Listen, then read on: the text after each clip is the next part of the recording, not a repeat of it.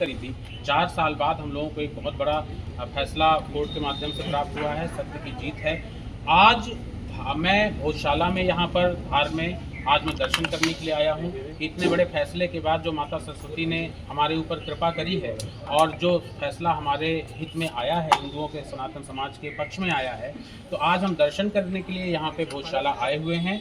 और आज मन को वो प्रसन्नता हो रही है, वो खुशी हो रही है जब मैं यहाँ देख रहा हूँ कि सुबह से धार में आसपास के क्षेत्रों से दूर दूर से लोग आकर के दर्शन कर रहे हैं यहाँ पर, और खुशी का माहौल है। कल लोगों ने होली दिवाली मना लिया और मिठाइयाँ बट रही हैं, और वो गौरव का भाव, वो भाव आ रहा है कि हिंदू संस्कृति का पुनर्जागरण हो रहा है, और वो दर्द भी दूर हुआ आज। और आज लोगों की आंखों में, मैंने बहुत लोगों की आंखों में वो आंसू देखे हैं कि 700, 600, 700 सालों का जो संघर्ष रहा है, इतने लोगों ने जो अपनी जानें गंवा दी, इतने लोगों पर जो मुकदमे दाखिल हुए, इतने लोगों ने जो लाठियां खाई हैं, आज वो सब उस भावना के साथ में अंदर जा रहे थे कि आखिर वो संघर्ष सफल हुआ, माता रानी की कृपा हुई और नियमित पूजा पाठ का आदेश माननीय न्यायालय के द्वारा दिया गया है।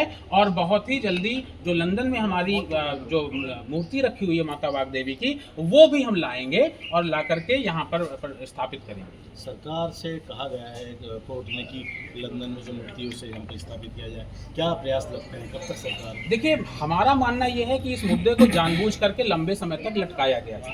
ये कोई इतना बड़ा विषय नहीं था कि इसको केंद्र सरकारें और राज्य सरकारें चाहती तो पूर्व में सुलझाया नहीं जा सकता था। लेकिन देखिए, ये मैं ऐसा कहता हूं कि भोजशाला में स्वयं एक संगठन का अध्यक्ष हूं, जन उद्घोष सेवा संस्थान का, तो मैं उस नाते कह सकता हूं कि भोजशाला के विषय को राजनीति का एक खिलौना बना करके लंबे समय तक रखा गया था और राजनीति का शिकार रही भोजशाला। तो भोजशाला आस्था का विषय है, इसे चुनाव और राजनीति का विषय नहीं बनाना चाहिए था।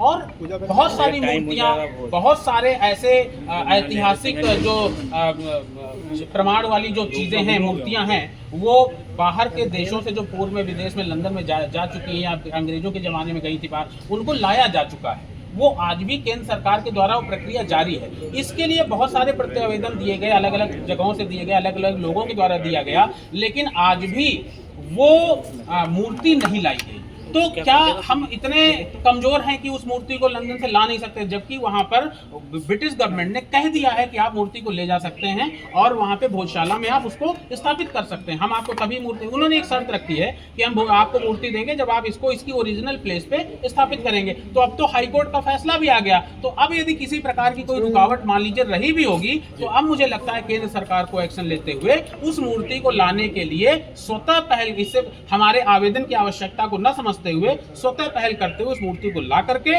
और प्रेम से, श्रद्धा पूर्वक भोजशाला में स्थापित किया जाना चाहिए। कुछ